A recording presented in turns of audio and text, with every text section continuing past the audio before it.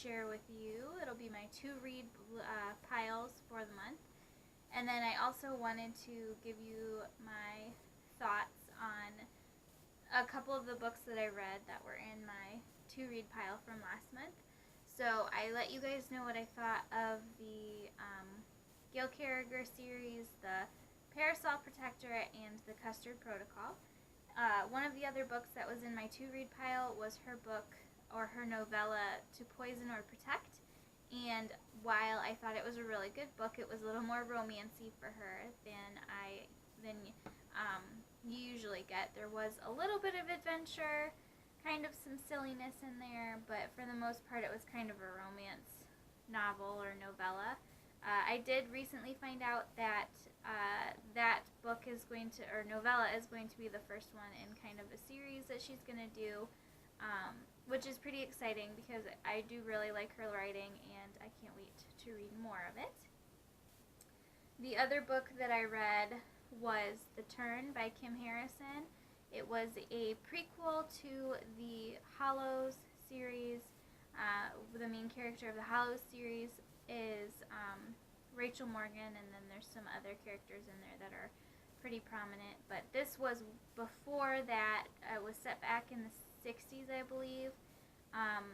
And while I did enjoy reading that book, I did find it interesting, some of the things that happened. I wasn't super thrilled with it. I think I ended up giving it maybe 3 stars instead of 4 or 5, because while it was kind of necessary to find out what happened before, because if you've ever read the Rachel Morgan series, you know there's like a plague or something that goes around.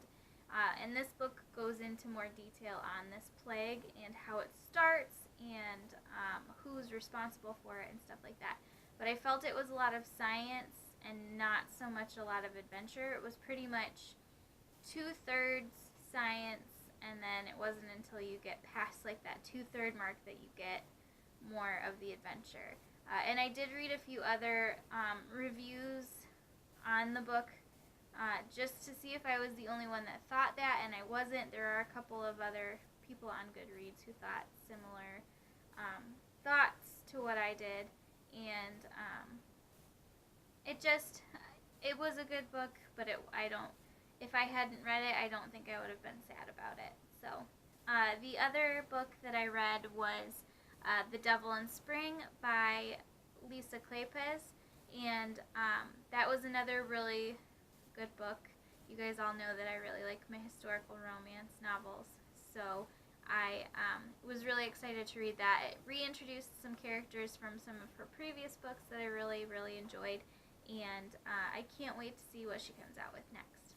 So let us get into the to read pile. So you guys know that most of my to read piles, or most of my to read list on Goodreads, is like the first book in a series.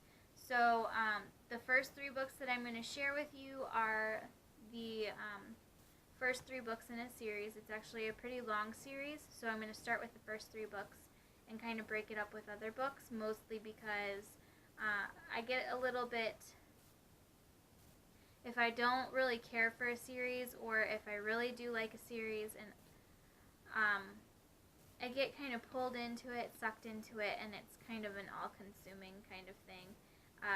But then at the same time, I'll get bored and I'll get fidgety, and I'm a very strange reader. Anyway, the first book that I have here is going to be, the series that I'm going to be starting is the Poldark series. The first book in that series is called Ross Poldark. As you can see, it's got this cute little masterpiece BBC symbol up here. That is because the BBC series Poldark is actually based on these books by Winston Graham. These books were published, this first one was published anyway, for the first time in 1945, and they are based in, at least this first one is based in the 1780s.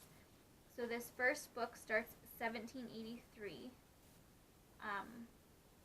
and this book is nice. It's got a little reading guide in the back of it, so like if you're doing like a book club or something, you can and have questions and want to discuss it, there are like discussion questions in the back and stuff. But anyway, so Ross Poldark is the first book in the series. The second book is Demelza, which this one also has the little PBS thing on it. So these are actually newer publications of the book, I think within the last couple of years since the PBS Masterpiece Theater series has started. And then the third book I have here is Jeremy Poldark, which is the third book in the series. This, like I said, this book series has been turned into a TV series, and actually this will be the second.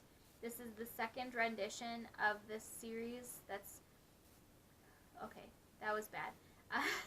This will be, so the series that's out now, this is the second time that they've done it into a TV series.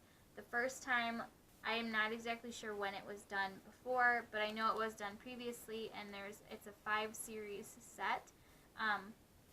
A friend of mine at work recommended these books to me because she knows I like historical fiction, and she thought that I would really, really enjoy these. And I'm also waiting to watch the TV series after. So after I'm done reading all of these books, or at least the first 3 here, I'm going to try watching the TV series.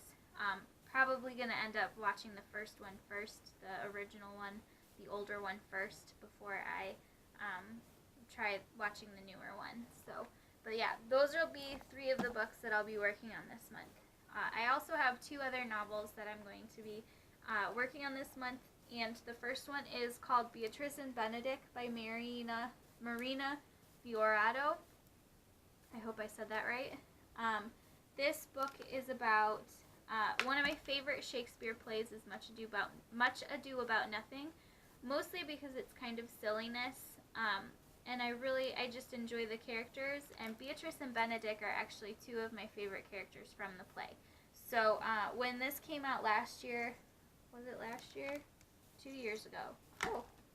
When this came out a couple of years ago, I was pretty excited because it's based in the play, but it's just about these 2 characters, and it kind of goes a little more through how they met and stuff. So this is before the play actually happens. So before you see the play Much Ado About Nothing, this is what happens between Benedict and Beatrice.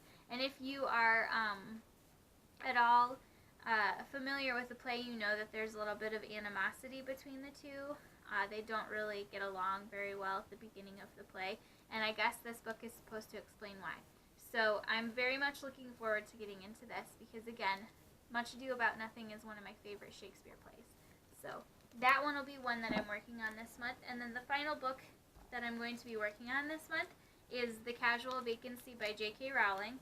I know this has been out for a while. 2012 is the publishing date.